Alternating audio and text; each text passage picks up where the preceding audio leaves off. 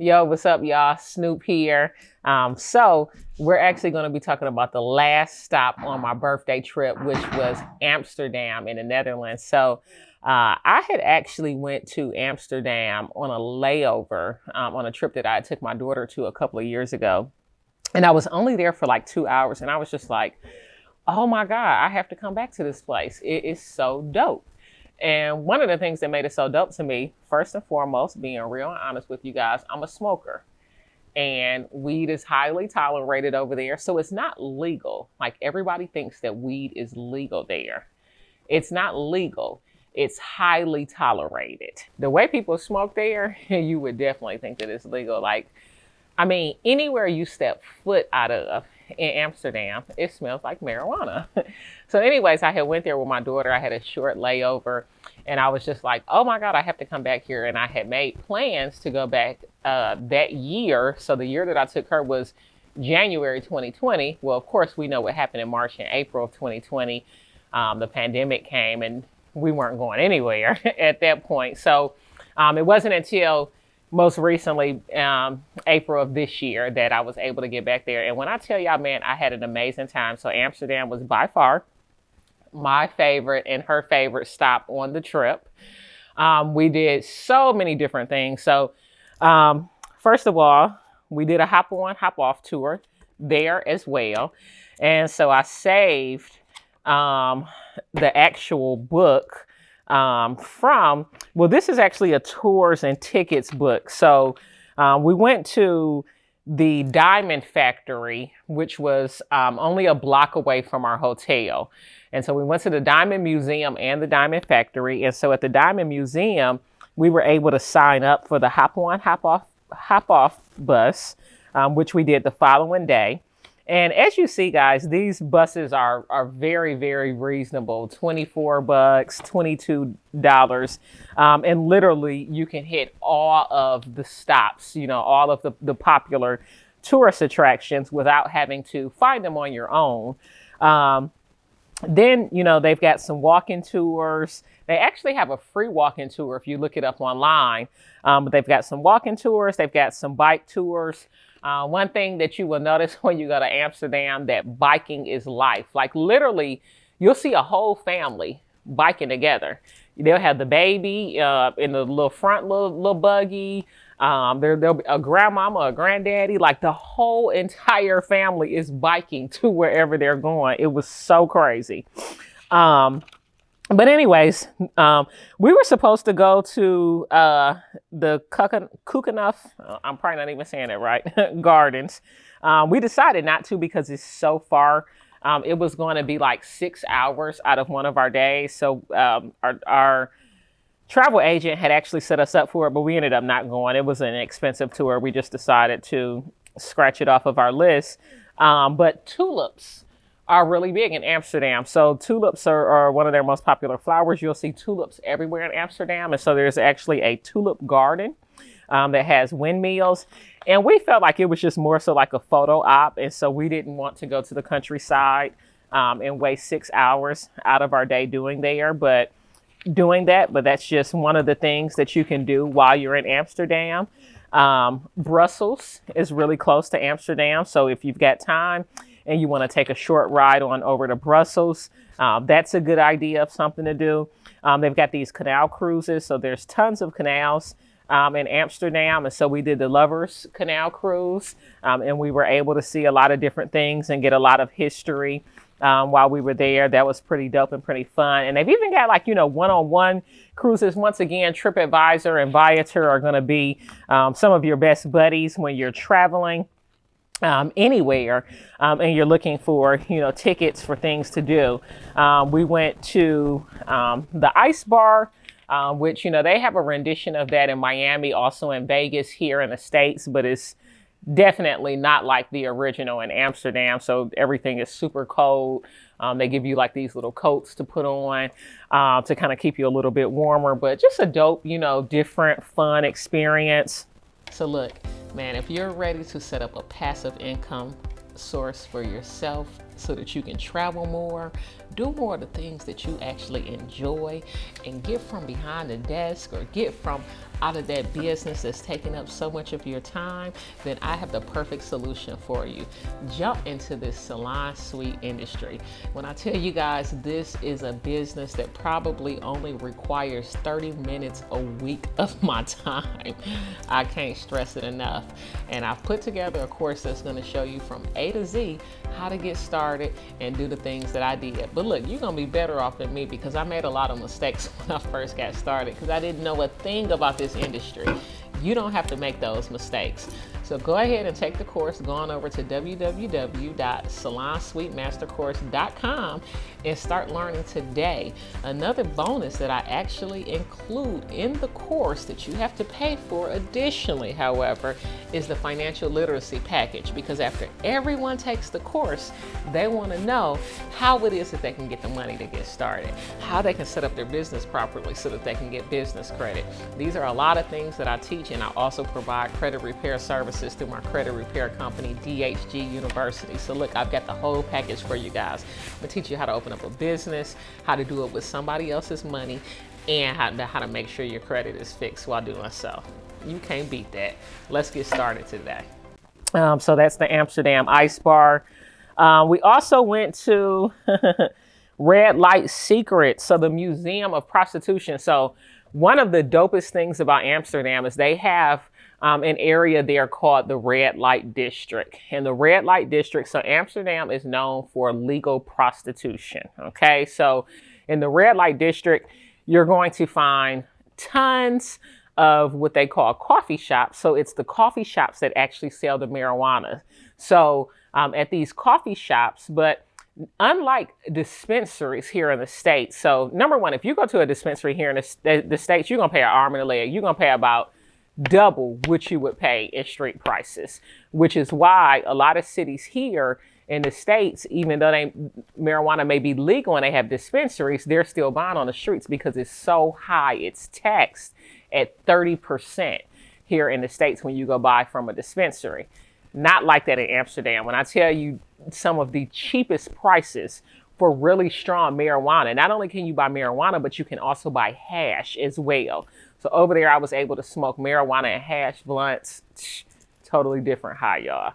But anyway, so there's an area called the Red Light District. It was one of our very first stops when we got there. We got there that night, literally took our showers, changed our clothes. We're like, we about to get to it. We're going straight to the Red Light District. And I mean, as soon as you get out there, there's just tons of people everywhere. There's tons of coffee shops. And everybody is going and they're getting their bud and they're smoking. You can sit there in the coffee shop and smoke and roll up. Only some of the coffee shops sell food also at the same time. So one of the very first coffee shops that we went to is actually the first original coffee shop in Amsterdam, and it's called Bulldog. You have got to go there. So one side of it, you get your marijuana, your hash, whatever it is that you want to buy. They even sell like it's like tobacco filler that has like a little bit of marijuana in it that, you know, for people that don't really want to get that high. And then right next door was the restaurant. And when I tell you the food was super, super good, they were playing dope music like Michael Jackson, Anita Baker. And so, I mean, we were like vibing our first night, having such a great time. We got our little weed. I'm in there rolling up, smoking, other people coming. And it's like, damn, this is some cool shit because we don't have anything like that in the States. So that's what we did our first night. We walked around the Red Light District. And then what we found is that not only can you buy marijuana, but you can buy ecstasy. You can buy Molly. You can buy shrooms. You can buy just lots of different drugs and pills, whatever tickles your fancy. Then, of course, prostitution is legal. So they've got tons of brothels in Amsterdam. You walk past and literally what you see are women that, and most of them have the typical look. Their bodies are done. They're nice. They got titties. They got ass, long black hair. They makeup on and they're in the windows trying to seduce you to come in and have sex with them. So what we did was we went to the Museum of Prostitution so that we could learn a little bit more about how and why prostitution is legal in Amsterdam and how they make money off of it, how much it costs. Another thing that you'll see there in Amsterdam, they've got live sex shows. So me and my wife, we went to a live sex show. But the first thing that we did is we went to the Museum of Prostitution. And so inside of the Museum of Prostitution, they give you one of these little booklets, and you see, you get to hear about the history. You get to see and learn about a lot of the women that choose to be a prostitute, and why they choose this is their profession, how much money they make, what the brothels actually look like on the inside. So if you were to be a client, what it would look like, what you can and can't do, how much it costs. And so they say that basically you can go in there and either have oral sex or intercourse. Condoms are a must, and it costs anywhere from 20 to 50 euros.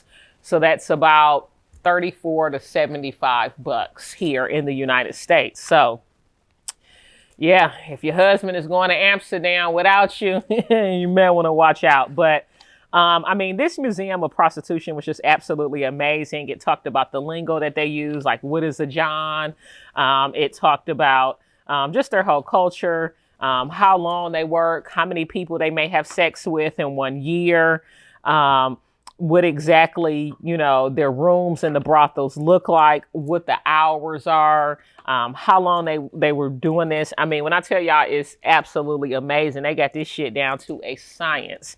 And then, so of course, we wanted to go to and see a live sex show as well, because you see just all of these just buildings and posters, you know, live sex, you know. So during the day, we didn't want to go at night. We kind of thought that might be a little bit creepy.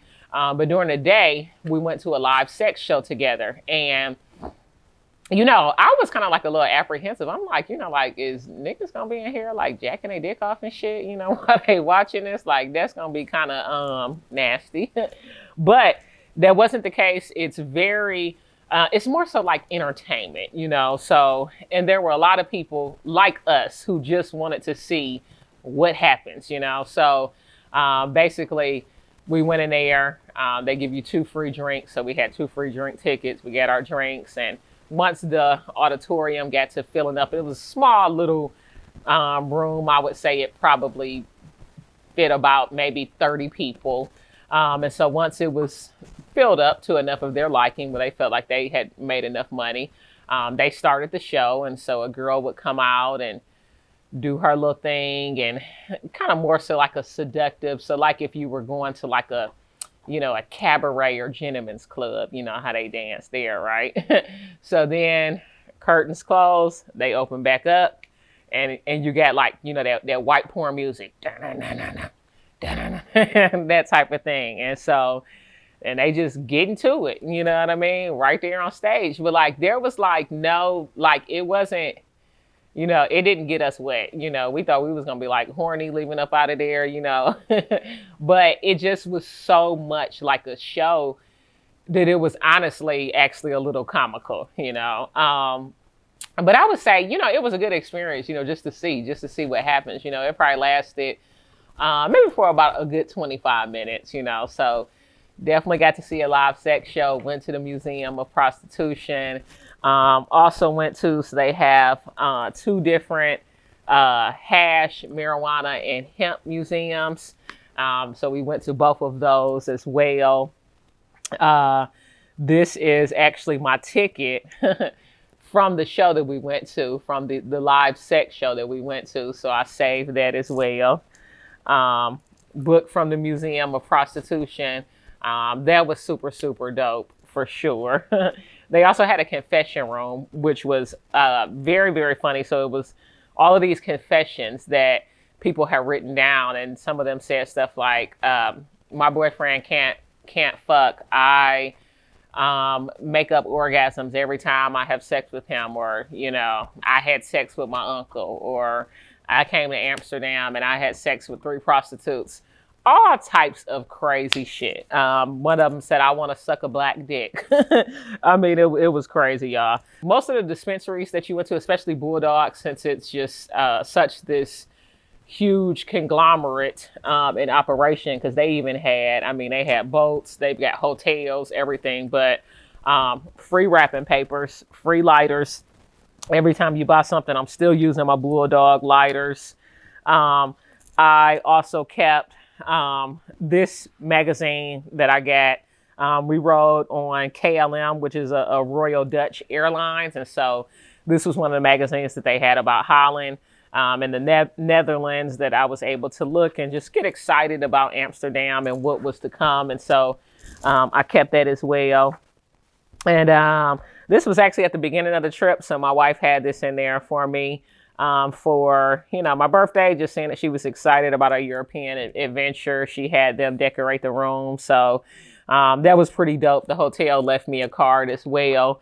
But Amsterdam, when I tell you guys, I mean, the shopping is bar none. The shopping is amazing. They've got casinos there.